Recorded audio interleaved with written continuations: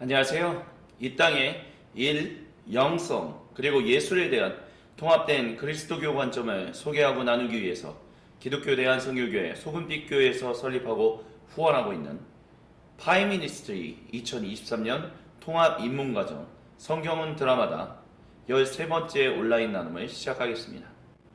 오늘은 지난 시간에 이어서 계속해서 왕의 오심, 성취된 구속 1장, 그리스도 예수님의 공생의 사역, 선교에 대해서 함께 이야기를 진행하겠습니다. 제가 잠시 기도하고 시작합니다. 거룩하신 삼위 하나님을 찬양합니다.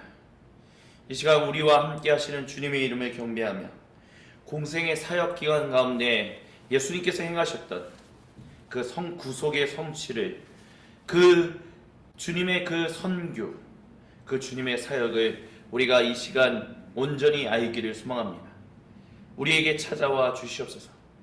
하나님이 행하시는 그 거룩하신 창조하시고 구속하신 일을 우리가 온전히 알고 깨달아 그 안에 순종함으로 참여하는 성령 하나님을 통하여 아들 예수님 안에서 아버지 하나님과 인격적인 언약의 충만한 교제를 나누는 거룩한 하나님 백성들 되게 하여 주옵소서. 시작하는 시간이 오니 마치는 그 시간까지 우리 주 하나님께서 함께 하실 것을 믿음으로 고백하며 살아계신 그리스도 예수님의 이름으로 기도드립니다. 아멘. 그래서 저희가 지난 시간에 이야기를 나눴던 중요한 핵심은 선교와 관련해서, 선교는 단순히 외국에 나가는 것만이 아닌, 타문화권에 가는 것만이 아닌 우리의 모든 삶의 현장이 다 각자의 땅끝이 된다라는 말씀을 드렸습니다. 그렇기 때문에 그와 같은 인식들을 이제는 일종의 선교사, 가는 선교사, 아니면 해외 타문화권에서 열심히 헌신하는 사람들만 뭔가 하나님 앞에서 더 특별한 일을 하는 사람인 것 같이 의식적으로 무의식적으로 하는 모든 얘기들을 이제는 깨뜨리고, 모든 성도가 다 하나님의 백성이다라는 것을, 모든 선교사, 모든 성도가 다 하나님의 선교, 하나님의 증인이다라는 것을, 그래서 우리의 땅끝은 우리 삶의 모든 현장이라는 것을 우리가 기억해야 한다는 것을 말씀을 드렸습니다. 그러면 어떤 분들은 그런 생각을 하실 겁니다. 그러면 해외에 나가는 사람들, 타문화권에 가는 사람들은 아무런 의미가 없는 것이냐? 근데 중요한 핵심은 이겁니다. 그들이 가는 것을, 즉 다른 말로 한다면 모든 성도가 하나님 백성으로서 하나님 나라의 증인이고, 모두의 땅끝이, 모든 삶의 현장이 다 하나님의 땅끝, 하나님의 선교지다라고 얘기한다라고 해서 정말 자신의 삶의 모든 것을 내려놓고 타문화권에, 타지역에 가는 그 모든 것이 그들의 선교에 어떤 하나님이 즐거워하시고 그것을 소중히 여기시고 그것을 아름답게 여기시는 것에 대한 중요도가 마치 폄훼되는 일은 일어나지 않는다라는 것을 우리는 기억해야 합니다.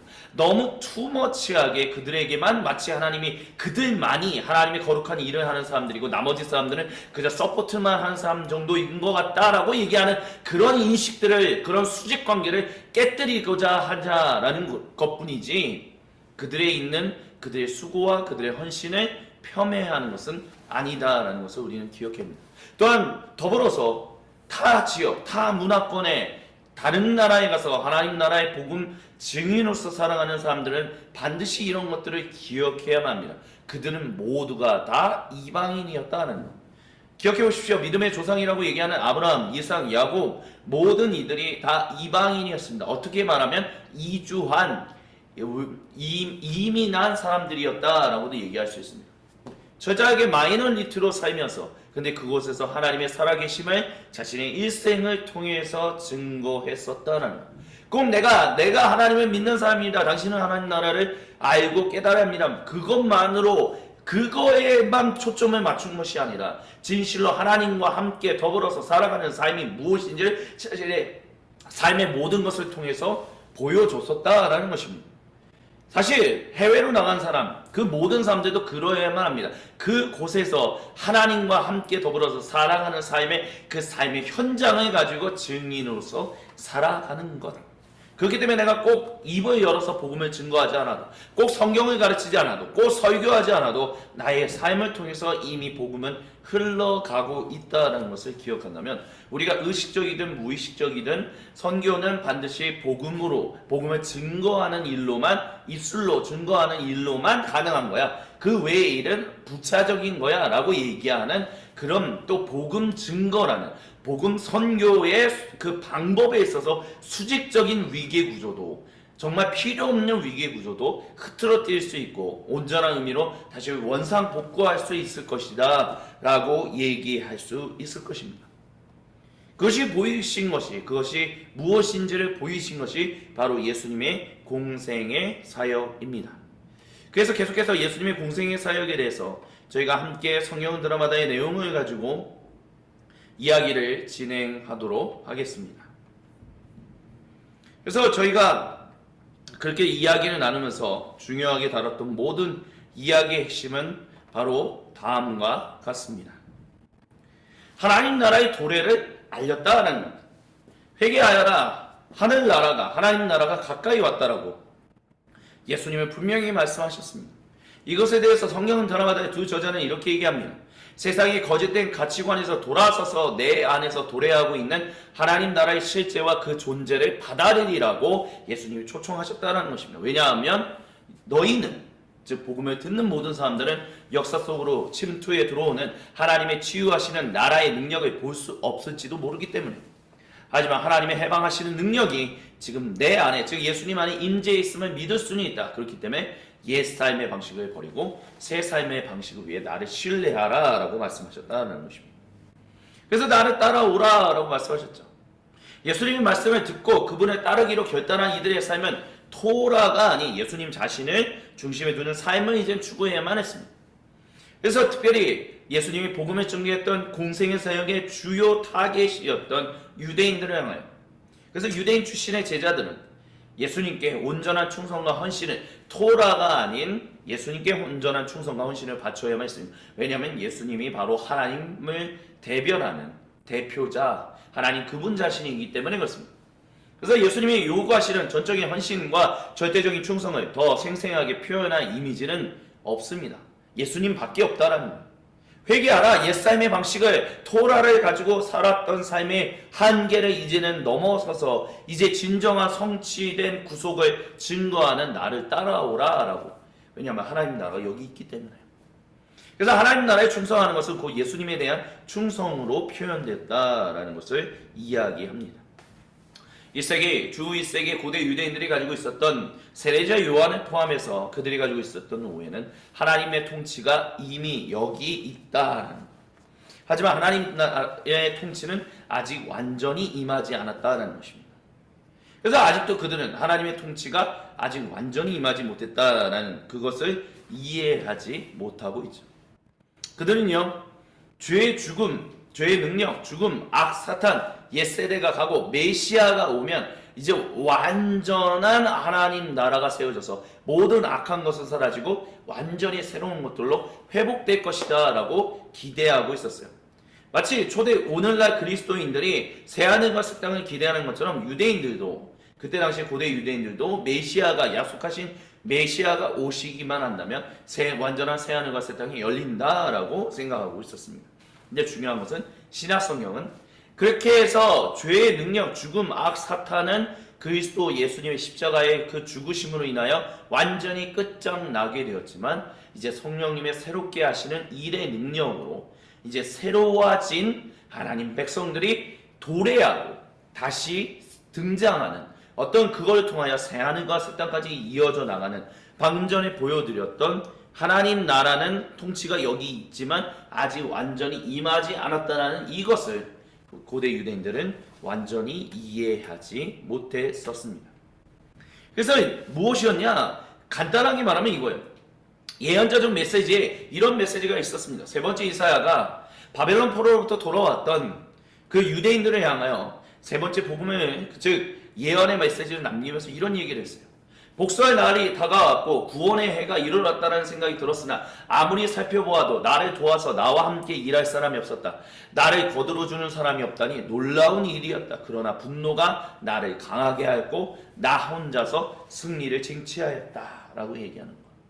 그러니까 분노한다라는 거예요. 고대 유대인들은 왜 아직 하나님이 돌아오시지 않는가, 원수들을 향하여 우리를 하나님 백성으로서 살아가지 못하게 억압하고 있는 지금 바벨로니아, 페르시아 그리고 그 이후에 이어지는 모든 사람들에게 하나님이 왜 복수하지 않으시고 우리를 신원하시는, 다시 하나님 나라 백성으로 완전히 인정하시는 날이 오지 않는가 라고 했었을 때, 이와 같은 일 가운데서 우리가 기억할 것은 하나님이 약속하신 일들은 반드시 일어나고, 하나님이 자기 백성에게 돌아오시는 것이 지연되는 일은 원수들을 완전히 심판하시기야, 그들의 죄가 쌓여가서 완전히 폭발하는 그날을 기다리게끔 하시는 그 뜻 가운데서 일어나는 것이구나. 유대인들은 그렇게 생각했다라는 거예요. 그래서 하나님의 분노가 완전히 가득 찼을 때 메시아가 오시고, 그래서 하나님이 다시 그들에게로 돌아오시고 모든 원수들은 다 패배당하고 완전히 없어지고 오직 건실한, 오직 신실한 하나님 백성인 유대인들만 하나님과 함께 더불어 새하늘과 새 땅, 즉 하나님 나라에서 함께 즐거워하며 살 것이다 라는 종말론적인 인식을 가지고 있었다라는 것입니다. 하지만 중요한 것은 예수님이 그 일을 행하셨다라고 얘기하죠. 예수님께서 자기가 자라나신 나사렛에 오셔서 늘 하시던 대로 안식일의 회당에 들어가셨어요. 그래서 성경을 읽으려고 일어서서 세 번째 이사야가 남긴 이사야서 61장의 그 두루마리를 건네받아서 그것을 표시어 이런 말씀이 있는 데를 찾으셨죠. 주님이 영이 내게 내리셨다. 주님께서 내게 기름을 부으셔서 가난한 사람에게 기쁜 소식을 전하게 하셨다. 주님께서 나를 보내셔서 포로된 사람들에게 해방을 선포하고 눈먼 사람들에게는 눈뜸을 선포하고 옥눌린 사람들을 풀어주고 주님 은혜의 해, 즉 희년을 선포하게 하셨다. 그리고 그 일이 이루어졌다라고 얘기하시죠. 그래서 사람들이 모두 놀랐어요. 감탄하고 그 입에서 나오는 그 은혜로운 말씀에 놀라서 이 사람은 요셉의 아들이 아닌가라고 말했어요. 그래서 예수님께서 그들에게 말씀하신 게 뭐냐, 너희는 틀림없이 의사야 내 병이나 고쳐라 하는 속담을 내게 다 끌어대면서 우리가 들은 대로 당신이 가버나움에서 했다는 모든 일을 여기 당신의 고향에서도 해보시오 하고 말하려고 한다. 예수님께서 또 말씀하셨다. 내가 진정으로 너희에게 말한다. 아무 예언자도 자기 고향에서는 환영을 받지 못한다. 내가 진정으로 너희에게 말한다. 엘리야 시대에 3년 6개월 동안 하늘이 닫혀서 온 땅이 기근이 심했을 때 이스라엘에 과부들이 많이 있었지만 하나님이 엘리야를 그 많은 과부들 가운데서 다른 아무에게도 보내지 않으셨고 오직 시돈, 즉 이방인에 있는 사렙대 마을의 한 과부에게만 보내셨다라고. 무슨 얘기냐라고 한다. 그러니까 하나님이 돌아오신 것을 기대하며 메시아의 오시옵소서라고 기대하였는데 예수님이 그 일이 이루어졌다. 즉 메시아가 오시면 희년이 선포되고 하나님 백성이 회복되고 악은 심판당하고 하나님과 함께 더불어 살아가는 영원한 하나님 나라, 좋은 나라, 선한 나라, 즐겁고 아름다운 나라가 펼쳐질 거라고 하면서 그 분노가 원수들을 향한 하나님 분노가 쌓여질 때까지 하나님의 귀환이 지연되고 있구나라고 생각하고 있는데, 이제 반드시 그들이 간절히 말하던 메시아가 오셨다라고 예수님이 말씀하신다는 거야. 근데 네가 어떻게 메시아냐? 네가 그래서 그 심판을 할 거냐? 왜냐하면 유대인들 모두가 메시아는 반드시 원수를 심판하는 다윗 왕과 같은 놀라운 일을 할 것이다라고 믿고 있었거든요. 근데 예수님이 어떤 모습을 봐서 그냥 목수의 아들일 뿐 아니냐, 우리와 함께 목수로서 어린 시절을 보냈던 사람 아니냐, 네가 무슨 능력이 있어? 군대를 이끌 수 있어? 아니면 무슨 탁월한 전략을 짤 수 있어? 아니면 탁월한 통솔력이 있어? 뭐가 있어? 아무것도 못하잖아. 기적이나 베푸는 정도. 그거는 성경에 나오는 옛날의 예언자들과 비슷한 모습이야. 그런 일들이나 해봐 라고 얘기하고 있었다는 거야. 그러므로 해서 그들 마음 가운데 너희가 간절히 바라고 있는 그 메시아는 너희가 생각하는 그 메시아가 아닌데 너희는 나를, 즉 예수님은 고향 사람이라고 해서 나를 메시아로 여기지 않는구나. 그저 예언자라고 정도로만 취급하는구나. 그것이 어떤 것과 같으냐? 엘리야를, 위대한 예언자잖아. 대예언자거든. 엘리야, 문서 예언자들을 열었던 예언자 그룹, 예언자 학교를 만들었던 사람이 엘리야야. 근데 그 엘리야를 이스라엘에 있는 수많은 과부들이 아닌 시돈에 있는 사렙다 마을, 즉 그 얘기는 이 사렙다 마을의 한 과부만 하나님의 긍휼과 하나님의 자비를 구하고 있었던 사람이고, 이스라엘에 있었던 모든 과부들은 그런 하나님을 기대하지 않고 있었다라는 것을 얘기하고 있는. 근데 너희가 그것과 똑같다는 얘기를 하는 거야. 또 예언자 엘리사 시대에 이스라엘에 나병 환자가 많이 있었지만 그들 가운데서 아무도 고침을 받지 못하고 오직 시리아 사람 나만만이 고침을 받았다. 동의는. 그래서 회당에 모인 사람들이 이 말씀을 듣고서 모두 화가 잔뜩 나서 그 어린 시절부터 함께 알고 지냈던 예수님을 죽이려고 했었다는 거야. 근데 예수님이 그들의 한가운데를 지나서 떠나가셨다는 거야. 왜 분노했냐? 네가 감히 우리를 모욕해? 네가 우리가 바라는 메시아를 알아? 너도 유대인이면 우리가 아는 메시아를 너도 같은 메시아라고 했지. 네가 메시아라고 얘기할 수 있는, 구세주라고 할 수 있는 건덕지가 있냐? 오히려 너희가 메시아가 와도 메시아를 영접할 만한 건덕지가 없는 가짜 하나님 백성이다라고 예수님은 나사렛 사람들을 고발했다는 거예요. 그렇기 때문에 분노했다는 거죠. 근데 세례자 요한이 가지고 있었던 혼란이 뭐냐? 요한이 자기에게 세례를 받으러 나오는 무리에게 이런 얘기를 했었어요. 독사의 자식들아, 누가 너희에게 닥쳐올 진노를 피하라고 알려주더냐? 회개에 알맞은 열매를 맺어라. 너희는 속으로 아브라함은 우리의 조상이다 하고 말하지 말아라. 내가 너희에게 말한다. 하나님께서는 이 돌들로도 아브라함의 자손을 만드실 수 있다. 도끼를 이미 나무 뿌리에 갖다 놓으셨다. 그러므로 좋은 열매를 맺지 않는 나무는 다 찍어서 불 속에 던지신다. 그는 자기의 타작마당을 깨끗이 하려고 손에 키를 들었으니 알곡은 곳간에 모아들이고 쭉정이는 꺼지지 않는 불에 태우실 것이다 라고 하세요. 그러니까 세례자 요한들은 동일하게 예수님과 같은 얘기를 한 거예요. 뭐야? 우리는 하나님 백성으로서 하나님의 귀환을 기다립니다. 메시아가 오시면 모든 악이 끝나고 모든 분노, 모든 심판이 끝나고 하나님이 자기 백성과 함께 영원히 행복하게 사실 것입니다. 근데 세례자 요한은 너희가 유대인들 너희가 진짜 하나님 백성이라고 말할 수 있느냐? 아니다 라고 얘기했다는 거예요. 근데 그 세례자 요한이 뭐라고 얘기하냐? 요한의 제자들이 예수님이 행하신 일들을 이후에 요한에게 알렸다라고 해요. 그래서 요한이 자기 제자 가운데서 두 사람을 불러서 주님께로 보내요. 선생님이 오실 그분입니까? 그렇지 않으면 우리가 다른 분을 기다려야 합니까? 라고 물어보게 했다라고 해요. 그래서 그 사람들이 예수님께 와서 말했죠. 세례자 요한이 우리를 선생님께로 보내요. 선생님이 오실 그분입니까? 그렇지 않으면 우리가 다른 분을 기다려야 합니까? 라고 하고 물어보라고 했다라고 해요. 왜요? 그 이유는 이것 때문에 그래요. 그때 예수님께서 질병과 고통과 악령으로 시달리는 사람을 많이 고쳐주시고 또 눈먼 많은 사람을 볼 수 있게 해주셨다. 근데 이게 뭐예요? 희년의 해를 선포하게 하셨다라고 얘기하는 그 메시아의 일어나는 그 세 번째 이사야 예언자가 얘기했던 그 일이 이루어지는 일을 예수님이 하고 있었다는 거예요. 근데 세례자 요한은 그게 정말 메시아가 하는 일인가? 라는 부분이 있어서 퀘스천 마크. 예수님과 같이 유대인들 너희도 하나님 백성으로 인정받을 만한 사람들이 아니야 라고 얘기했지만 메시아를 진실로 메시아로 영접할 만한 건덕지가 없는 백성이야 라고 했지만 근데 예수님 당신이 진짜 메시아로 우리가 받아들일 만한 모습이 있습니까? 건덕지가 있습니까? 뭘 가지고 저희가 당신을 메시아 구세주라고 그리스도라고 고백할 수 있겠습니까? 세례자 요한도 왜?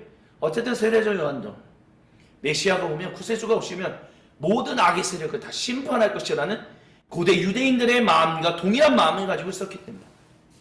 근데 그 질문에 대해서 예수님이 그들에게 이렇게 대답하셨죠. 너희가 보고 들은 것을 가서 요한에게 알려라. 눈먼 사람이 다시 보고 다리 저는 사람이 걷고 나병 환자가 깨끗해지고 귀 먹은 사람이 듣고 죽은 사람이 살아나고 가난한 사람이 복음을 듣는다. 나에게 걸려 넘어지지 않은 사람을 복이 있다. 중요한 핵심은 이거예요. 가난한 사람이 복음을 듣는다. 하나님의 진실로 하나님의 긍휼을 진실로 간절히 사모하는 사람. 그래서 엘리야 시대 때 엘리야가 오직 살았던 마을 과부에게만 맡고 엘리사도 동일하게 나아만이라는 장군만 맡게 했던 것. 그들이 진실로 하나님의 긍휼을 간절히 원하는 가난한 사람이었다는 그 가난한 사람만이 복음을 듣는다는. 근데 유대인들 세례자 요한도 너의 마음에 가난함이 있느냐? 없다.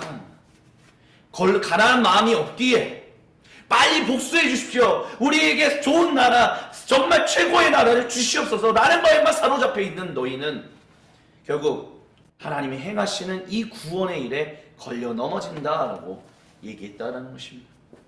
그렇기 때문에 예수님이 보이신 건 뭐예요? 구원이 임했다는 것. 근데 심판이 연기되었다는 것이죠. 그래서 우리가 살고 있는 시대는 뭐냐라고 한다면 결국에는 예수님이 죽으시고 부활하시고 하나님 나라에 들어가심으로 성령님이 임하셨다는 것. 그것으로 인하여 이제는 열방을 향한 진정한 영적 이스라엘인 교회의 하나님 나라 사역, 선교가 이루어졌다.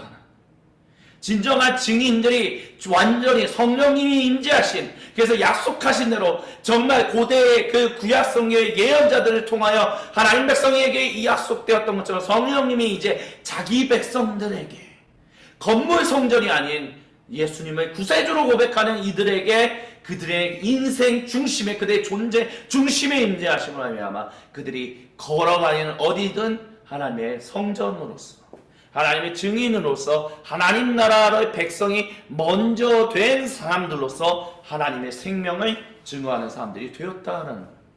그 일을 행하셨다는 거예요. 예수님 하나님의 규칙을 회복하는, 하나님 권능을 도래한다는 선포를 하셨고, 그리고 결정을 요구하셨어요. 회개하고 믿어라, 나를 따르라. 즉 나를 따른다면, 나를 믿는, 내가 구세주임을 믿는다면, 나를 통하여 진정한 하나님 나라 백성으로서 살아갈 수 있다는 것을 믿고 따른다면 너희에게 성령이 임하신다.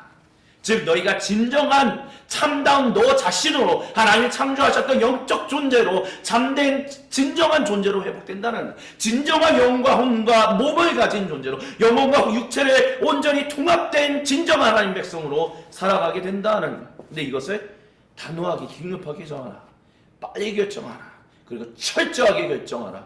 왜냐하면 대가가 크기 때문에. 하지만 그것은 영원한 것이다. 그래서 하나님 나라의 복을 받으라 라고 말씀하셨죠. 하나님 나라의 또한 요구를, 즉 하나님이 너희에게 언약에 신실하셨던 것처럼 너희도 이제는 하나님께 언약에 신실하라. 그게 뭐냐? 의로움, 정의, 사랑 등등 이와 같은 하나님 나라를 선포하셨다는 것입니다. 그리고 그분의 말씀은 그분의 권능의 행동을 통해서 보다 더 확실하게 증거되었습니다. 너희는 보고 들은 것을 가서 세례자 요한에게 알려라. 눈먼 사람이 다시 보고, 다리 저는 사람이 걷고, 나병 환자가 깨끗해지고, 귀 먹은 사람이 듣고, 그래서 죽은 사람이 살아나고, 가난한 사람이 복음을 듣는다. 나에게 걸려 넘어지지 않은 사람은 복이 있다라고 말씀하신 것은 하나님이 기름 부으신 왕으로서 예수님의 역할을, 야 말만 안 해, 아무런 그 인생의 증거가 없네, 근데 너가 메시아 맞아? 근데 그 권능을 통해서, 그 놀라운 행동, 즉 다리 저는 사람을 걷게 하시고, 눈먼 사람을 다시 보게 하시고, 병든 사람이 깨끗해지게 하시고, 귀 먹은 사람들이 듣게 하시고, 죽은 사람이 살아나게 하시고, 가난한 사람이 복음을 듣게 하시는 그 일을, 그 인생의 증거를 통하여 예수님이 진실로 구세주이시다라는 것을 증거했다라는 것. 그래서 예수님의 권능의 행동을 통해서 하나님 나라가 드러났습니다.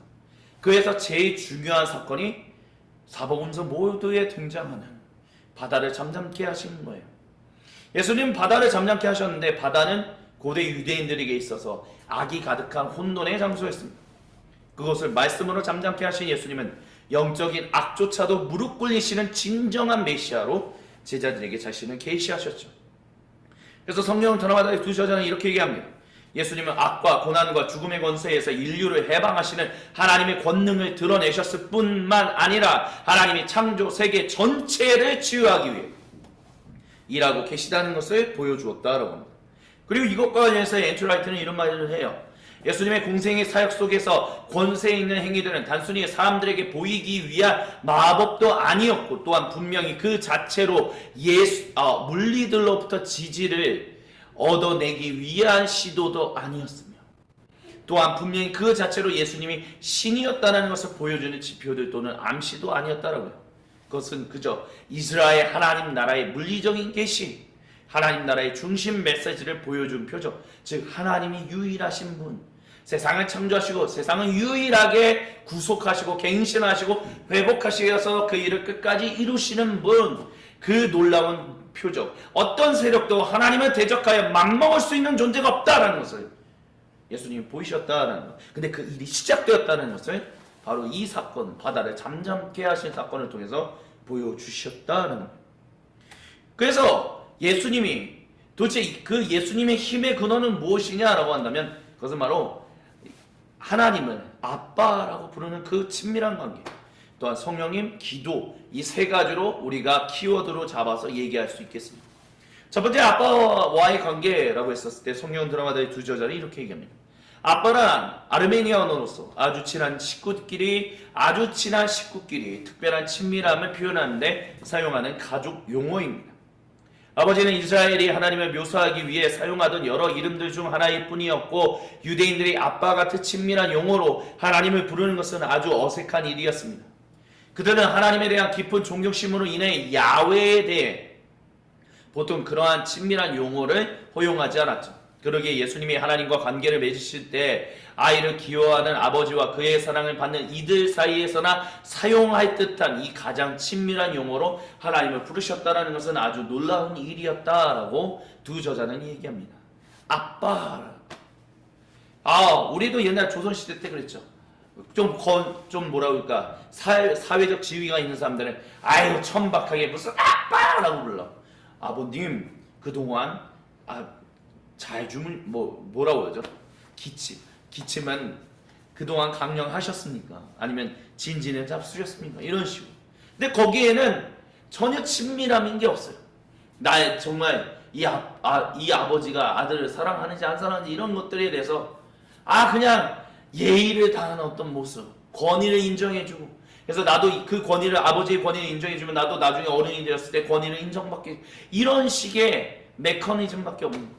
정말 친밀한 관계가 없는데 예수님은 하나님을 아빠라고 부르면서 가장 친밀한 내 아버지, 내 아빠, 이 아빠가 나를 돌보시지 않는다고, 나를 사랑하시지 않는다고, 나와 함께 하시지 않는다고, 나의 모든 것들을 세세히 살피지 않으신다고. 아니야, 살피시는 분이야, 함께 하시는 분이야, 임마누엘이야. 그 관계로서 하나님 나라가 이곳에 임했다라고 예수님은 말씀하셨다는 거예요. 그리고 예수님은 그와 같은 관계 가운데서 기도하시는 분이었어요. 종종 기도하시기 위해 물러서셨고 밤을 지새워 기도하셨고 주님의 그 기도의 중심은 하나님의 통치였어요. 앤티 라이트 목사님이 이렇게 얘기합니다. 큰 시험의 때가 이스라엘에게 다가오고 있었고 예수님은 그의 백성들이 그 시험의 때로부터 보호받기를 원하셨습니다. 그래서 진정한 원수는 로마가 아니라 악한 자, 영적 세력, 그 악한 세력에 붙은 바벨론에 들러붙은 정치, 경제, 사회, 문화 그 세력들인데 사람들은 이 악한 자를 끊임없이 경계하고 대비하지 않으면 안 되었다. 그래서 기도하셨다는 거예요. 그래서 예수님이 가르치신 주님의 기도를 가지고 기도하는 사람들은 예수님의 관점에서 보면 참된 이스라엘 사람들, 언약의 하나님의 장차 신원하는 하실 자들이 되어가고 있는 것이었다라고 볼 수 있어요. 그리고 성령님, 예수님의 모든 능력은 성령님의 권능으로 이루어진 일이에요. 그래서 하나님의 선교 사명을 수행하신 거죠. 하나님의 영, 하나님의 거룩하신 영이 역사하는 곳, 그곳에 하나님 나라가 임했습니다. 제임스 던은 성령님과 하나님 나라라는 책에서 이렇게 얘기했어요. 그래서 예수님이 계신 곳이라기보다는 성령님이 계신 곳이 하나님 나라라고 오해하지 마십시오. 예수님의 성령이 충만한 가운데서 그 일들을 행했기 때문에 하나님 나라의 증거들이 나타나고 하나님 나라가 전파되었다는 거예요. 그래서 우리는 기대하는, 우리도 예수님처럼, 우리가 예수님과 동급이 된다는 얘기가 아니에요. 성령 충만한 가운데서 예수님이 하나님 나라의 그 메시아의 역할을 감당하셨던 거죠. 우리가 예수님을 증거하는, 예수님이 구세주이십니다. 예수는 그리스도이십니다. 도대체 복음이 뭐예요? 하나님 나라가 여기 임했으니 너희는 회개하고 그분을 복음을 믿어라.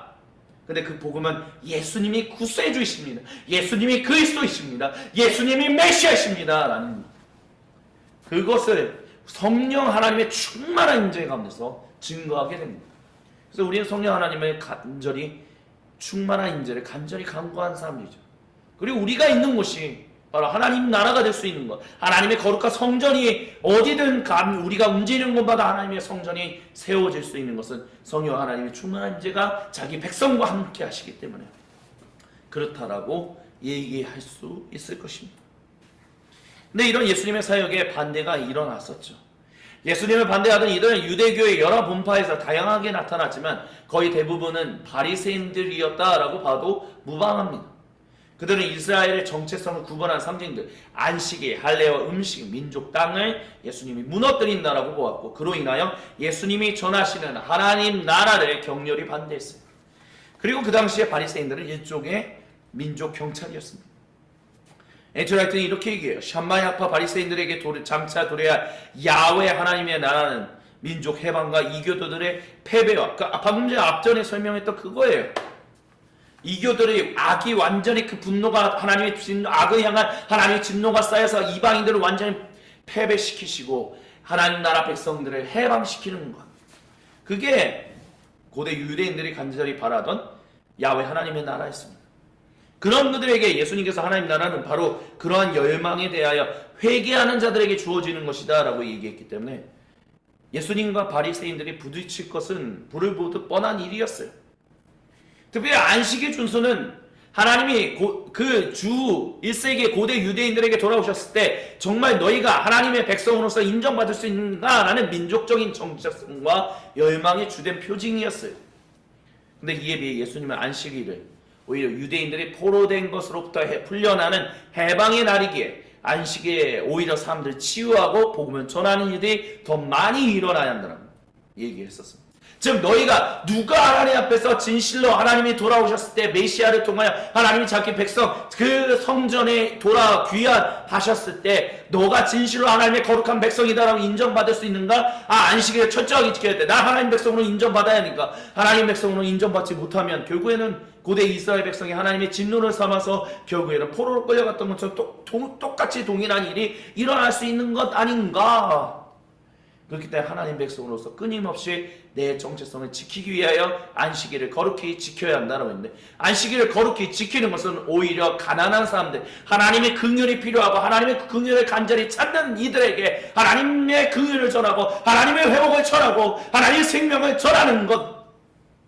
근데 그들은 고대 유대인들은 그 일을 하지 않았다는. 그렇기 때문에 유대인들을 향하여 너희는 복음의 걸림돌이 되고 있다라고 얘기했다는. 그래서 예수님은 안식일이 바로 자신 안에서 새로운 날로 변모하고 있다라고 그렇기 때문에 전하셨던 거예요. 또한 할례와 음식법과 관련해서 이렇게 볼 수 있습니다. 할례와 음식법은 바리새인들이 자신들을 참된 하나님 나라 백성으로 정결하게 살게 하는 중요한 규정이라고 생각했어요. 근데 중요한 것은 지난 시간에도 말씀드렸지만 행위 구원을 얘기하는 것이 아니라는 것을 기억하십시오. 유대인들 모두가 다 전적인 하나님의 은혜로 말미암아 구원함을 받는다라는 분명한 하나님 나라 백성이 된다는 것을 분명히 알고 있었습니다. 근데 그들이 포로기에 놓여 있는 상황이 신바벨로니아 제국 때부터 꾸준하게 지금 500년 동안 살고 있는 이유는 뭐다?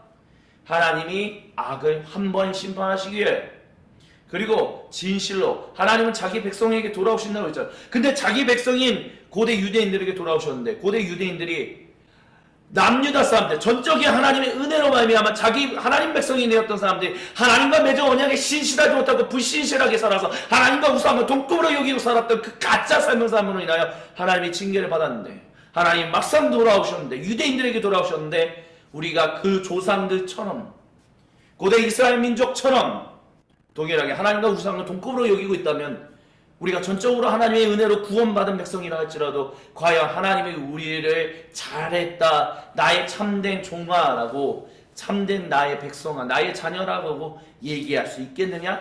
그럴 수 없다라는 분명한 인식이 있었다라는 거예요. 하나님 백성이라면 하나님 백성다운 삶을 살아야 하는데 그것이 바로 할례와 음식법이었다는, 행위 구원이 아니라 하나님께 신실하게 살아가는 언약에 충실한 하나님 백성으로서 인정받기 위하여 이 규정들이 매우 중요하다라고 생각했다는 거예요. 그래서 유대인들은 이 할례와 음식법을 토대로 하나님이 온전하다라고 인정하지 않는 이방인들이나 하나님 말씀을 통해 야훼 하나님께 충성을 다하지 않는 죄인들 유대인들과 식사하는 일을 거부했어요. 왜요? 거룩함이 부정한 것에 오염되지 않게끔 하기 위해서. 그들의 조상이었던 남유다 백성들이 이 오염되는 일에서 자유롭지 않았기 때문에 오히려 그것을 즐겼기 때문에 심판받았던 것처럼 우리가 하나님 앞에서 심판받지 않게끔 하기 위해 거룩함을 정결함을 유지하기 위하여 식사하는 일을 거부했다는. 근데 예수님은 이에 대해서 그들이 하나님께 정결하고자 하는 충성은 음식법을 지키는 문제가 아닌 마음의 온전한 정화가 필수적이다라고 말씀하시죠. 그래서 예수님께서 바리새인들이 지키고 사람들에게 강요하는 음식법은 시대착오적이다라고 말씀하셨어요. 또한 민족이다라는 측면에서는 이렇게 얘기할 수 있어요. 바리새인들은 오랜 포로 생활 속에서 하나님이 그분의 백성에게로 돌아오신다는 약속을 믿으며 하나님이 돌아오셨을 때 그분으로부터 진정으로 칭찬받는 하나님의 백성이 되어야 한다고 생각하며 안식일이나 할례 그리고 음식법에 헌신했으나 예수님은 바리새인들을 비롯한 유대인들이 고대 이스라엘 민족 즉 아브라함의 자손들을 하나님께서 선택하셔서 구원하신 이유가 온 세상을 위한 하나님 복의 통로가 되어야 한다는 것을 잊어버렸기 때문에 그들이 지금 잘못된 길을 가고 있다라고 예수님이 말씀하셨어요. 그래서 성경은 드라마다 두 저자가 이렇게 얘기하죠. 이스라엘이 어떠해야 하는지에 대한 예수님의 이야기는 유대인들의 이야기가 거짓이라고 말씀하는 거였다라는 얘기예요. 너희가 진정 하나님 백성으로 정결함을 유지하려면 하나님 나라의 증인으로서 살아가야 돼. 근데 너희는 지금 증인으로 살아가지 않아. 지금 포로기 가운데 있는데 어떻게 우리가 증인으로 살아가요? 포로기 가운데 있어도 예레미야 예언자가 얘기했던 게 뭐예요? 1차로 포로로 끌려갔던 사람들, 우리가 여기서 어떻게 해서 무엇을 희망이 있겠습니까? 거기에 희망이 있다. 너희는 거기서 하나님 나라 백성으로서 하나님의 살아계심과 하나님의 사랑을 증거하는 증인으로 살아라라고. 그래서 거기에서 뿌리를 내리고 번성하라라고 했어. 70년 뒤엔 너희는 돌아올 것이다. 너희가 어디에 있든 간에 예수님도 동일한 의미에서 너희가 어디에 있든 포로기 가운데 있든 포로기로부터 해방된 나라에서 있든 어디든 간에 너희가 있는 곳이 곧 하나님이 계신 곳, 하나님의 증인으로서 살아갈 수 있는 것. 그리고 무엇보다 고대 유대인들이 그것을 분명하게 알았어요. 포로기 동안 아예 하나님이 그 유대인들로부터 등을 돌리고 계셨습니까? 아니에요. 에스더서를 읽어보십시오. 그대의 모든 민족의 생명이 경각에 닿았을 때 에스더의 간청과 모르드게의 수고를 통해서 하나님이 모든 유대인들을 살리시고 그들을 돌보신다라는 하나님의 일하시는 일들이 분명하게 나타납니다. 하나님이 유대인들에게 직접 말씀하시거나 직접 활동하지는 않으시고 철저하게 침묵하는 것처럼 보이지만 하나님은 끊임없이 자기 백성을 돌보시고 계시다는 것이 에스더서에서 분명하게 증거되고 있어요. 그렇다면 너희는 어디에 있든 하나님이 너희에게 직접적으로 등장하든 안 등장하든 간에, 직접적으로 말씀하시든 안 말씀하시든 간에, 하나님이 직접적으로 권능을 보이시든 안 보이시든 간에 너희는 하나님이 너희와 함께 하신다는 것을 이 너희의 인생을 통해서 증거하라는 그 부르심의 이유를 잊어버려서는 안 된다는 것을 얘기했다는 거예요. 예수님. 네. 고대 유대인들은 잊어버리고 있었고, 그렇기 때문에 예수님은 너희의 삶, 고대 유대인들의 삶은 가짜다라고 말씀하셨다는. 또한 땅과 관련해서 바리새인들은 하나님이 아직 그들에게 돌아오시지는 않으셨지만 하나님이 그분과의 언약의 신실한 백성에게 복을 주시며 그 복이 바로 땅으로부터 온다라고 보았어요. 그래서 그들은 그들의 거룩한 땅을 빼앗고, 즉 어디예요? 팔레스타인 지역 가나안 땅을 얘기하는 거죠. 하나님의 복을 훔쳐가는 이방 민족을 증오했고 그들이 속히 멸망하는 날들을 기다렸습니다.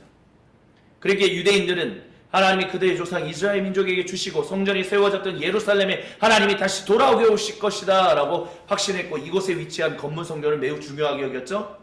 또한 열심 당원들은 한 걸음 더 나아가 이 땅을 거룩하게 회복하는 일들을 위해 거룩한 전쟁을 하는 일에 집중했으나 예수님은 이들 모두의 행동을 예루살렘 성전과 땅을 우상화하고 거룩한 민족 전쟁은 옳지 않다라고 분명하게 이야기하셨습니다. 왜냐하면 솔로몬이 그 건물 성전을 짓고 하나님께 봉헌했을 때 하나님, 그가 먼저 하나님 앞에 고백했거든요. 온 땅이, 온 창조 세계가 하나님의 성전입니다.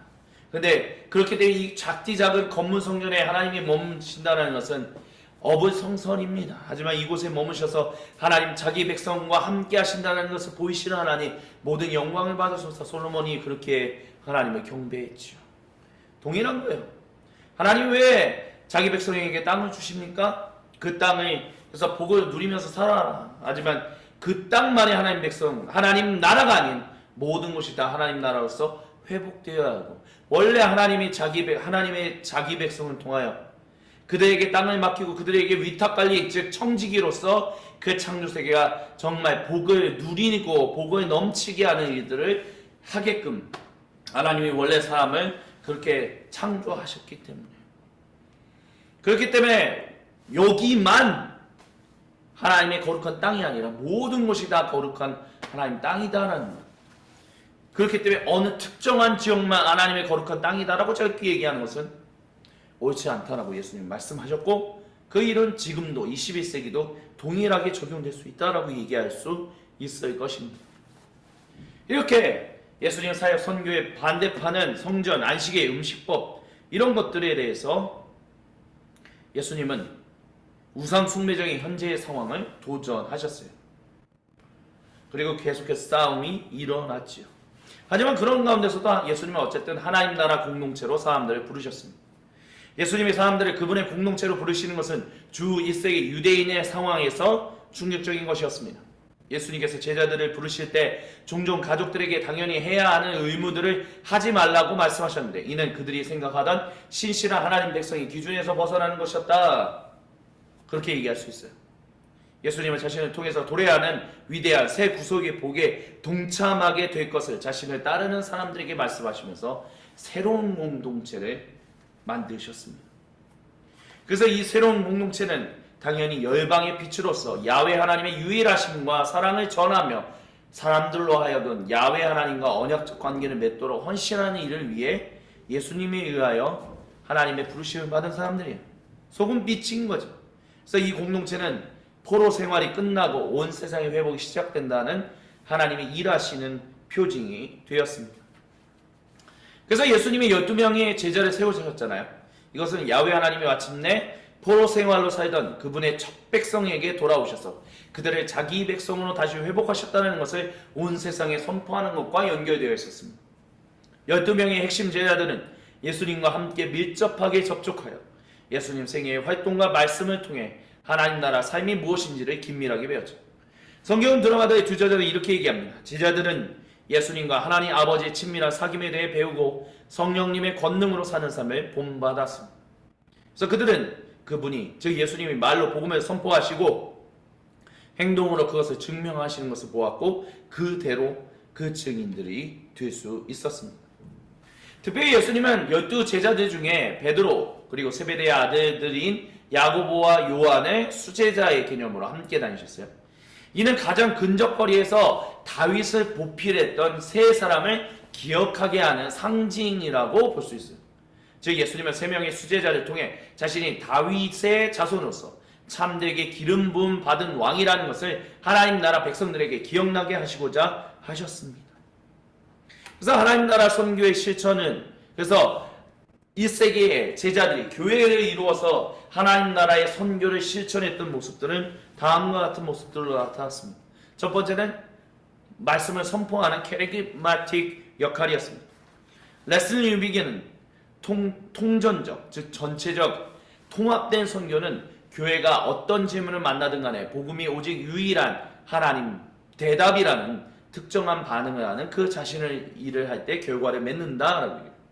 1982년에 세계 평화를 위한 모스크바 컨퍼런스에 빌리 그라함이 참여했을 때 그 북미의 자유주의, 그 복음주의 진영에 있었던 사람들이, 근본주의 진영에 있었던 사람들이 빌리 그레함을 어떻게 악마의 도시인 모스크바, 즉 공산주의 국가로 갈 수 있냐라고 비난을 했어요. 그 사람들을 향하여 빌리 그레함이 이렇게 얘기했죠. 복음 선포는 압박의 구조 가운데 폭탄을 선치하는 것과 같다라고. 그래서 언젠가는 터질 거라는 거예요. 사도 바울이 얘기한 것처럼 나는 씨를 심었고 아볼로는 물을 주었으나 자라나게 하신 이는 누구다? 그리스도시다는 것. 그런 것처럼 우리는 때를 얻든지 못 얻든지 끊임없이 복음을 증거하는, 입술을 통해서 증거하고 선포하는 일들을 행해야만 합니다. 초대교회부터 이뤄왔던 하나님 나라 증인의 실천적인 첫 번째 모습이에요. 하지만 두 번째 모습은 섬김의 모습입니다. 일자리를 만든다거나 인간의 삶의 질을 높인다거나 가난을 완화시키는 여러 가지 것들을 얘기할 수 있겠죠. 그래서 가난에 대해서 그리스도인은 이렇게 대답했어요. 형상 전달자로서 하나님의 형상을 전달하는 사람으로서 가난한 사람을, 그래서 그 안에 숨겨져 있는 가능성이 있어서 그 사람들에게 어떤 일자리를 주어서 생산 활동이 가능하게 해주는, 그렇게 반응한 사람들도 있었고요. 반항아로서의 가난한 이 같은 사람들이 있었는데, 저 사람은 하나님을 반항했기 때문에 가난한 사람이 된 거야. 저 사람은 게을러 나쁜 선택을 한 거야. 그래서 저 사람이 게으름부터 나쁜 선택으로 돌아설 수 있게 도전해야 돼. 이렇게 얘기하는 사람들도 있었어요. 또 가난한 사람은 성육신하신 그리스도의 그분 자체로서 인식하는 관점도 있었어요. 그리스도인들 중에는. 그래서 가장 작은 사람, 그래서 그의 고통을 경감시키는 것이 바로 예수님을 영접하는 일이다라고 얘기하는 사람, 그리스도인들도 있었습니다. 또한 가난한 사람은 하나님이 특별히 선호하시는 사람들이다 라고 얘기하는 사람들이 있습니다. 그래서 이 가난한 사람 복이 있으니 그들을 향하여 정의와 변호하는 일들을 계속해서 해야 한다라고 얘기하는 그리스도인들도 있었고요. 잃어버린 영혼으로서의 가난한 사람. 가난한 사람은 하나님의 복음이 필요한 가난한 영혼이다 라고 얘기합니다. 그래서 하늘나라에 대한 미래를 복음 전도를 통해서 보여줘야 한다라는 그리스도인들도 있었습니다. 근데 어찌됐든 그들은 어떤 생각을 가졌냐면 가난한 모든 이들에게 가장 최고의 사랑을 증거해야 하는데 그것은 무엇이다? 직업을 제공한다거나 무역을 가르치고 사업을 할 수 있게 돈을 또한 초기 자본금을 주어서 어떤 이가 자선을 바라고 손을 내미는 끔찍한 일을 더 이상 하지 않게 막아주는데 사용하는 것이 중요하다라고 했어요. 그래서 그리스도인들은 그와 같은 이들을 섬김의 역할들을 굉장히 많이 했습니다. 고아원을 하거나 왜 이런 일들을 해요? 그들에게 그 부모를 잃어서 사는 사람들에게 그들에게 하나님의 형상으로서 회복되어야 하고 가능성이 있고 그래서 그들이 성인이 돼서 이 땅에서 하나님의 생명을 증거하며 살아갈 수 있는 하나님 나라 백성으로 살아가게끔 하기 위하여 그들에게 단순히 어른이 돼서도 돈을 바라고 자선을 바라고 손을 내미는 그 끔찍한 일을 더 이상 하지 않게끔 하기 위해서 그리스도인들은 이와 같은 섬김의 역할들을 매우 강조했다는 거예요. 교육도 마찬가지고요. 또한 치유와 새롭게 하는 일들도 더불어서 행했었습니다. 세 번째는 교제, 파트너십도 공동체 건설 역할이다 라고 얘기할 수 있어요. 회사라고 우리가 보통 영어로 얘기할 때 컴퍼니라고 얘기하죠. 근데 이게 라틴어에서 나오는데 이 라틴어가 두 단어예요. 컴퍼니, 빵을 나누는. 회사를 짓는 이유가 뭐다? 그리스도인들이 회사를 창립하는 이유가 뭐고 회사를 모으는 회사를 함께하는 이유가 뭐다? 창업하는 이유가 뭐다? 빵을 나누기 위해서, 공유하기 위해서, 재능과 은사를 나누고 그 일이 단순히 국지적인 일로만 끝나는 것이 아니라 전 세계적으로 일어나게끔 하기 위해서. 그래서 회사들은 언약적인 협회다. 정부와 가족 사이의 자발적인 언약적인 그리고 묵상적인 연합체다. 고든피 브릴리언트 칼리지에 오래 신약성경학자로서 활동했고 오순절파 계통의 신약성경학자로서 활동했던 그리고 얼마 전 주님의 부르심을 받아 그분의 품에 안긴 고든피 교수님은 이렇게 얘기를 했었어요. 이런 자발적인 연합체들이 종교개혁과 새 언약과 같은 신약성경의 이해에 뿌리 내리고 있다. 오늘 G20의 어떤 회의가 마무리되었다라는 뉴스를 보았습니다.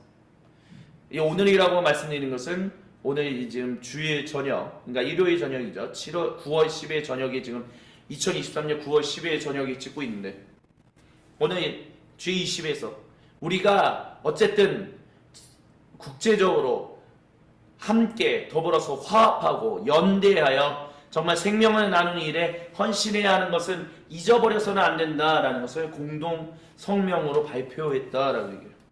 그리고 거기에 러시아도 참여했다라고 얘기합니다. 그 바탕이 어디에 바탕을 두고 있느냐? 왜 이렇게 하나 되어서 평화를 이루고자 하느냐?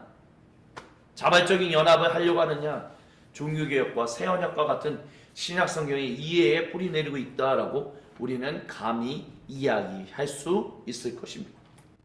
네 번째는 예언자적인 역할을 해야 돼요. 죄를 인식하고 세상 현장의 정의를 부르며 정사와 권세들 이미 패배당한 하지만 그 패배를 끝까지 인정하지 않는 정사와 권세들을 상대하는 일들을 행해야만 할 것입니다. 그렇기 때문에 우리는 우리의 전 존재를 통해서 하나님 나라 증인 선교를 하는 사람들입니다. 브래드리 뷰큐너는 이런 얘기를 한 적이 있습니다.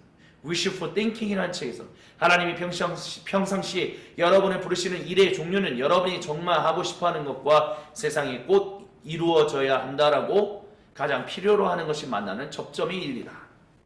그래서 이와 같이 하나님이 여러분을 부르시는 장소는 여러분의 깊은 즐거움과 세상의 깊은 갈망이 만나는 곳이다 라고 얘기합니다. 그래서 인격적 선교라는 게 뭐냐라고 했을 때 이렇게 정의 내릴 수 있어요. 하나님께서 주신 열정과 한 사람의 일생이 일치된 삶이 남아있는 곳에서 인격적 선교가 일어난다. 그것이 다양한 형태로 일어날 수 있지만 어쨌든 인격적 선교는 인간과 그 사람에게 적용한 그리스도교 소명이 독특하게 결합한 것이다 라고 얘기할 수 있을 것입니다. 그래서 이 인격적 선교는 뭐뭐 없이와 뭐뭐 함께라는 것을 진술하면서 나아갈 수 있다라고 얘기합니다. 일단 무엇이 없느냐? 우리의 감정적인 연약함 시달리는 것 없이, 부차적 이유들을 위한 자리를 찾는 것 없이, 집중력의 부족함 없이 부르심의 필요를 만드는 것 없이 자기 비평적일 수 있다는 것과 함께 한 가지 이상의 선택권이 있을 때 결정을 만드는 것을 돕는 것을 함께하며 기도와 계획을 세우는 데 집중할 때 함께하며 또한 역경이 있을 때 포기하지 않도록 우리를 격려하는 일을 함께하는 것이 바로 인격적인 선교의 참된 모습이다 라고 얘기해요. 리처드 볼리스는 이런 얘기를 했습니다. How to find your mission. 당신의 선교, 당신의 사역을 당신의 생애에서 어떻게 찾을 수 있습니까? 라는 책에서 이렇게 얘기했어요. 우리 개개인은 세 가지 선교를 가지고 있다고. 첫 번째, 시간마다 여러분의 선교, 즉 우리의 선교가 모든 성도의 선교가 하나님으로부터 파생되었다라는 하나님 현존의 의식 안에 서 있는 것으로. 두 번째, 우리 안에 계시며 우리와 함께 하시는 하나님 영의 인도하심과 안내하심을 따라 우리가 순간마다 날마다 걸음마다 이 세상을 더 나은 곳으로 만들 수 있다는 것을 실천하는 것으로. 그리고 마지막으로 이 세상에서 사용하도록 특별하게 받은 재능, 즉 달란트를 사용하는 것을 통해서 우리는 세 가지의 선교의 그 중요한 정체성을 가지고 있다라고 얘기합니다. 중요한 핵심은 이 인격적인 선교나 모든 것과 관련해서 핵심은 이거예요. 왜 유대인들이 예수님이 유대인들을 향하여 너희는 지금 하나님 나라 사역, 하나님의 그 나라의 귀환에 있어서 걸림돌이 되고 있다라고 왜 얘기했는가? 하나님의 나라의 증거하는데 선교의 역할에 전혀 참여하고 있지 못하다라고 왜 비난하셨는가? 그 이유는 바로 유대인들이 너희가 어디 있든 간에 하나님의 살아계심과 하나님의 선하심과 하나님의 생명은 너희의 인생을 통해서 증거해야 하는데 전혀 증거하지 못하고 그저 하나님 저 모든 악한 세력을 때려 부수시고 우리만 구원하소서라고 얘기합니다.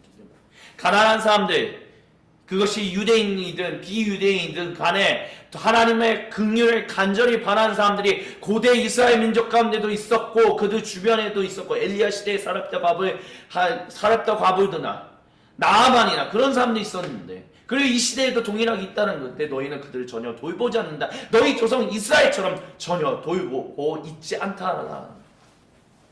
그렇기 때문에 모든 유대인들이 죄인이다라고 얘기합니다. 예수님이 그렇게 말씀하셨다.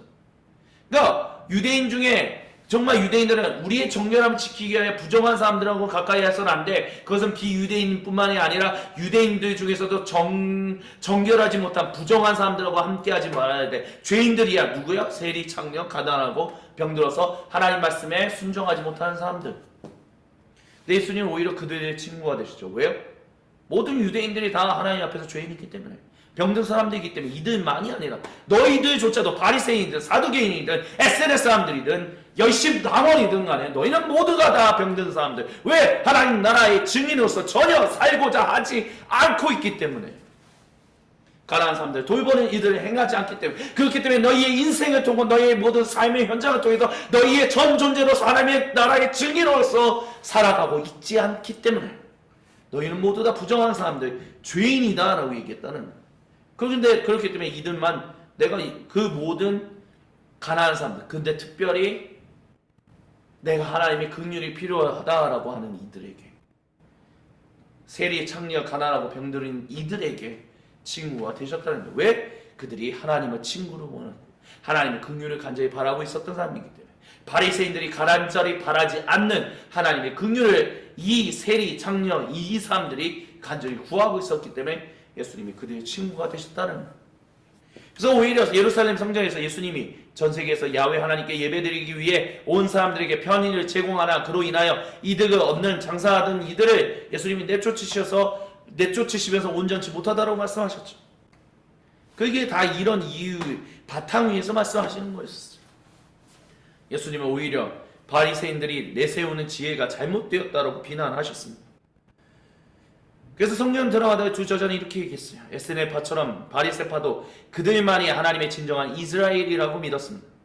그들이 배제시킨 목록도 이와 거의 비슷합니다. 장님, 청력이 떨어진 사람들, 다리를 저는 사람들, 나병 환자 등을 고쳐주실 때 예수님은 그들의 육체를 치유하시고 그들을 압제로부터 해방시키셨을 뿐만 아니라 하나님 나라의 시민권도 온전히 회복시켜 주셨더라고요. 왜요? 그들이 정말 하나님의 긍휼을 간절히 바라고 있었던 참 하나님 백성이 될 수 있는 사람들이었기 때문에 긍휼을 구하는 죄인과 긍휼을 전혀 바라지 않는 죄인들 그 차이가 결국에는 예수님이 누구를 환영하시고 누구를 잘못되었다라고 얘기하시는 중요한 기준이 되었다라는 거예요.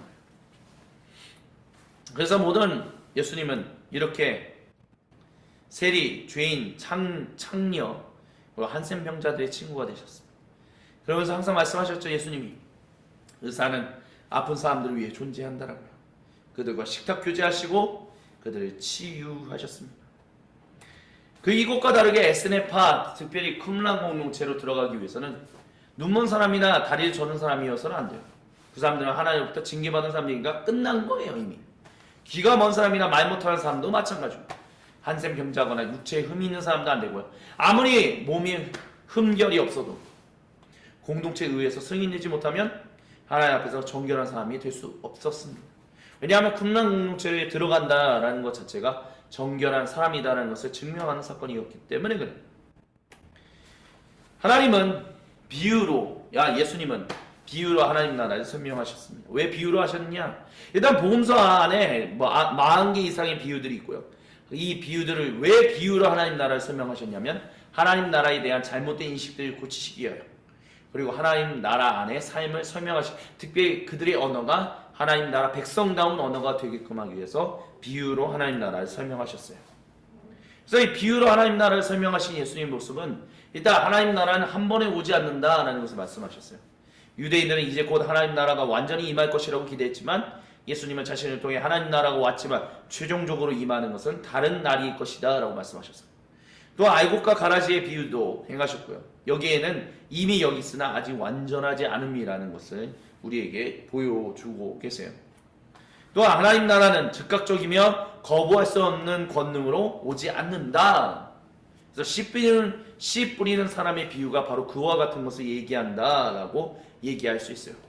하나님 나라는 겸손한 형태 안에 숨겨져 있고 그 하나님 나라가 등장하기 위해서는 대립과 고통을 겪는다라는 것을 이 비유를 통해서 예수님이 말씀하셨습니다.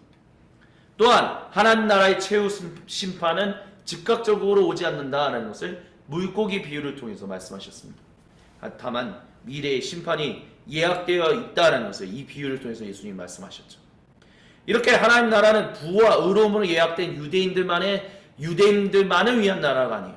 그것을 잃은 양, 잃은 동전, 잃은 아들의 비유를 통해서 예수님은 말씀하셨습니다.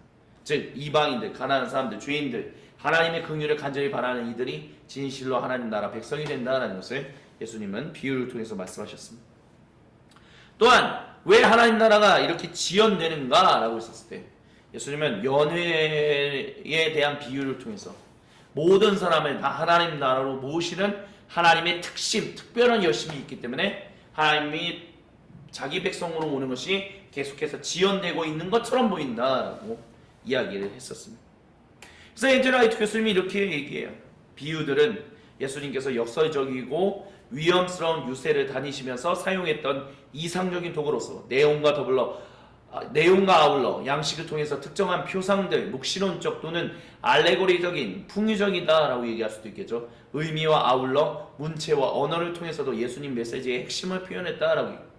이는 다음의 특징을 가진다 라고 얘기하면서 첫 번째, 비유들과 관련한 가장 직접적인 구약 성경 문학적 배경은 묵시문학이다 라고 얘기해요.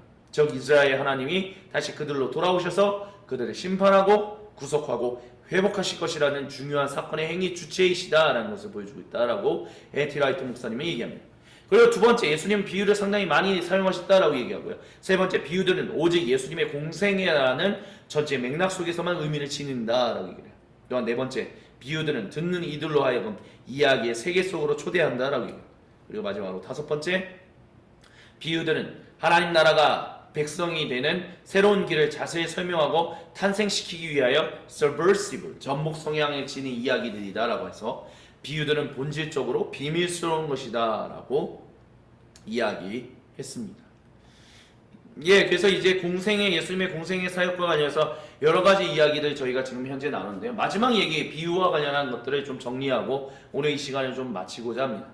비유라고 얘기했던 핵심, 즉 우리 하나님 나라 백성의 언어를 습득하기 위해서 예수님이 비유로 말씀하셨고 우리가 그렇게 비유로 말할 수 있는 그런 일들을 행해야 한다라고 이제 말씀하신 건데, 왜 비유가 하나님 나라 백성의 하나님 나라 언어로서 합당한가라고 했었을 때 중요한 핵심은 하나님 나라가 이미 임했지만 완전히 임하는 날이 오고 있기 때문에 그렇다라고 얘기할 수 있어요. 그게 무슨 얘기냐라고 했을 때 하나님 나라가 오고 있다는 거예요. 그러면 우리는 여기서 하나님 나라 안에서 이미 살아가고 있지만 이 땅에 즉 하나님 나라로서 회복되어 가고 있는 아직 회복이 되어야 하는 이 세상 가운데 살고 있지만 이 세상에 속한 사람들은 아닌 거예요. 그렇기 때문에 우리는 긴장관계 가운데 우리를 대적하는 하나님을 대적하는 하나님 나라의 증인을 하나님 나라의 복음을 대적하는 예수님은 메시아이십니다. 그리스도이십니다. 구세주이십니다라는 것을 대적하는 세력과 끊임없이 조우하면서 살아가야 돼요. 그러다 보면 우리는 나도 모르게 정말 하나님이 정말 승리하셨는가?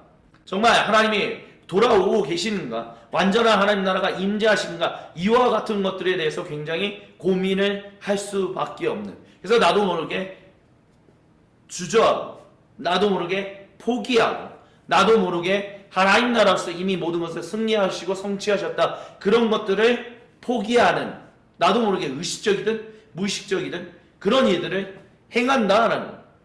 그러다 보면 우리의 언어가 하나님 나라의 그 증인으로서의 언어를 쓰지 못하게 되는 일들이 벌어진다라는 거죠. 그렇기 때문에 그 모든 것들을 우리는 비유를 통해서 하나님은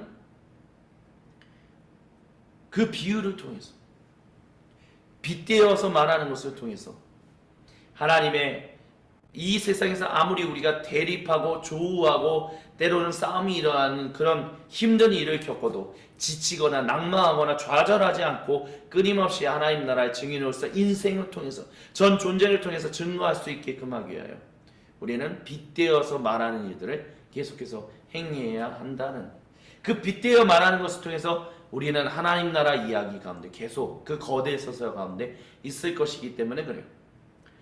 지금 창조절과 관련해서 저희가 이 소금빛 교회에서 지금 비유로 말하는 것과 전래동어를 연결해서 지금 얘기를 했거든요. 오늘 특별히 그 헨린 달님이 낸 온누이와 관련한 얘기를 했어요. 우리나라에 우리가 보통 옥황상제 뭐 이런 존재를 얘기할 때 이제 하늘님 또는 하느님이라는 표현을 썼잖아요. 근데 이 온누이가 어머니는 호랑이에게 잡아먹히고 호랑이로부터 지금 잡아먹히기 일보 직전인데 주변에 그들을 도울 수 있는 온누이를 도울 수 있는 사람들이 아무도 없어요. 그래서 온누이가 끝까지 살아남기 위해서 나무 위까지 올라갔으나 이제 나무 위까지 쫓아오는 호랑이를 더 이상 피할 데가 없어서 하느님에게 구해서 하느님 저희를 구해주세요. 저희를 살려주세요. 라고 간절히 청했을 때 우리 시계표로 그리스도인의 표현으로 한다면 기도했다라고도 얘기할 수 있겠죠. 근데 동화줄이 내려왔잖아요. 이 온누이를 잡아먹으려고 해서 끝까지 따라가려고 했던 호랑이에게는 썩은 동화줄을 통해서 결국에는 떨어지게 만드는 이유. 이런 비유를 통해서 그 전래동화에 사로잡혀요. 오늘 예배드리는데 어린이 우리 성도님들 그 전래동화에 쏙 몰입하는 거예요. 그 이야기가 그냥 전달되는 거에 쏙 몰입하는 거예요. 그리고 그걸 통해서 그 하느님이 우리가 믿는 하나님이다. 하나님이 우리를 그렇게 도우신다. 그러니 저 온누이가 하느님에게 기도했던 것처럼 우리를 도우시는 아빠 아버지에게 기도한다면 하나님이 도우신다라고 했을 때 어린 성도님이 너무나 쉽게 아멘이라고 화답하더라고요. 응답하더라고요. 그걸 통해서 오늘 교회에서 한 성도님이 이렇게 얘기했어요. 왜 전래동화를 자꾸 얘기를 할까? 근데 갑자기 그 생각이 들었대요. 왜 어른이 설교할 때 아니면 어린이들을 위한 맞춤 설교를 할 때도 아이들이 그렇게 쉽게 끝까지 집중력을 가지기가 어려운데 저 짧은 동화 안에서 어떻게 그렇게 집중할까? 이 동화가 이 아이들을 그 이야기 안으로 쏙 들어가게 하는구나. 그래서 그 안에서 생각하고 놀고 사고하게 하여 살아가게 하는구나.